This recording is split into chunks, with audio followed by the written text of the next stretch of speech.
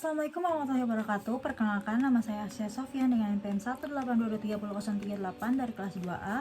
Pada video kali ini, saya akan membahas mengenai aktivitas gudang sebagai bagian dari tugas mata kuliah manajemen pergudangan. Nah, sebelum kita bahas lebih lanjut, kalau mendengar kata gudang, apa sih yang ada di benak teman-teman? Banyak dari kita tuh membayangkan kalau gudang itu tempat yang sempit, kotor, berantakan, tidak tertata rapi, dan bahkan tempat barang-barang lama yang hanya ditumpuk tanpa adanya sistem. Tapi apakah benar seperti itu kenyataannya? Faktanya, dalam dunia industri dan logistik modern, gudang justru merupakan salah satu bagian yang paling vital dan sangat tertata dalam rantai pasok perusahaan. Sebelum kita masuk ke pembahasan mengenai aktivitas gudang seperti inbound dan outbound, penting untuk kita pahami terlebih dahulu apa sih perbedaan antara gudang dan pergudangan. Nah, teman-teman, gudang adalah tempat fisik, sebuah bangunan ataupun ruang yang digunakan untuk menyimpan barang. Sementara pergudangan adalah kegiatan dari sistem yang terjadi dalam gudang. Jadi pergudangan itu mencakup proses mulai dari penerimaan, penyimpanan, pengolahan stok, pengambilan, pengemasan hingga ke pengiriman. Terdapat 3 aktivitas dalam kegiatan inbound. Yang pertama ada receiving, yang kedua ada put away, dan yang ketiga ada storage. Yang pertama kita akan membahas mengenai receiving. Receiving adalah tahap awal dari proses inbound, di mana barang dari supplier ataupun pabrik tiba di gudang dan akan diperiksa secara menyeluruh. Pada pemeriksaan mencakup 2 hal utama, yang pertama ada dokumen dan yang kedua ada fisik barang.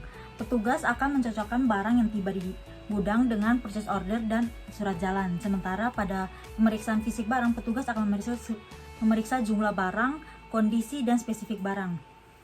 Nah, jumlah barang ini diperiksa juga dan dicocokkan juga dengan dokumen yang ada. Nah, jika ada barang yang rusak, kurang jumlah ataupun tidak sesuai, petugas akan mencatat dan melaporkan ke bagian purchasing dan akan ditindaklanjutkan. Yang kedua, kita akan membahas mengenai put away. Setelah barang diterima dan diverifikasi, tahap selanjutnya adalah put away, yang dimana barang akan dipindahkan ke lokasi penyimpanan.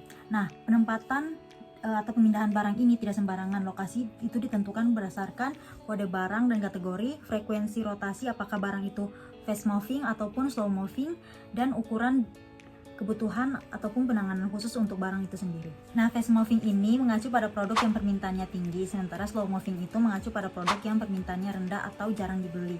Nah, teman-teman, biasanya di gudang modern itu perusahaan itu menggunakan sistem yang namanya warehouse management system atau biasanya disingkat sebagai WMS untuk membantu dalam menentukan lokasi penyimpanan secara otomatis dan efisien. Kegiatan terakhir dalam proses inbound adalah storage, di mana barang yang telah ditempatkan ke fase storage ini akan disimpan sampai pada waktu pengambilan tiba. Pada kegiatan storage ini bukan hanya sekedar petugas menaruh barang, tapi harus diperhatikan mengenai pengaturan rak, nomor lokasi, zona suhu, hingga metode rotasi seperti FIFO, LIFO, FIFO, karena sangat menentukan untuk efisiensi proses selanjutnya.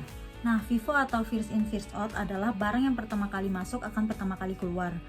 Kedua ada LIFO atau last in first out, yaitu barang yang terakhir kali masuk akan pertama kali keluar. Dan yang ketiga ada FIFO atau first expire first out, jadi barang yang kadaluarsanya lebih cepat akan pertama kali keluar.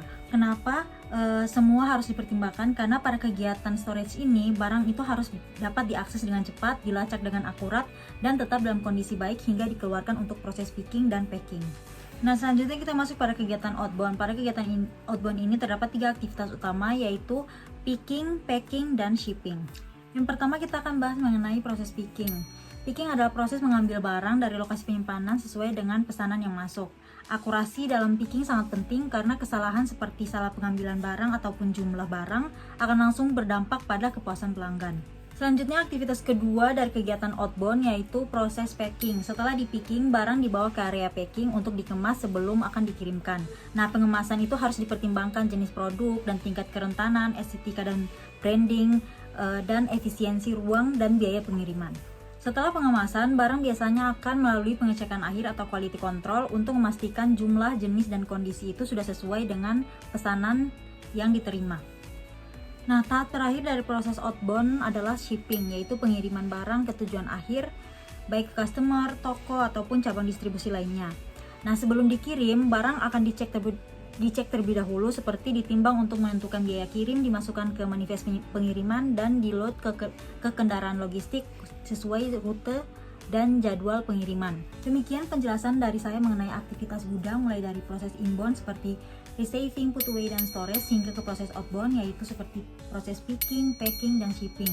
Nah, dari penjelasan ini kita bisa tahu bahwa pergudangan itu bukan hanya soal tempat penyimpanan barang, tapi juga mencangkup berbagai proses penting yang mendukung efisiensi dan kelancaran distribusi barang dalam rantai pasok.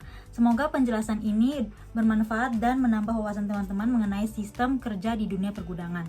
Sekian dari saya Sofyan. Wabillahi taufiq wal hidayah. Wassalamualaikum warahmatullahi wabarakatuh. Dadah.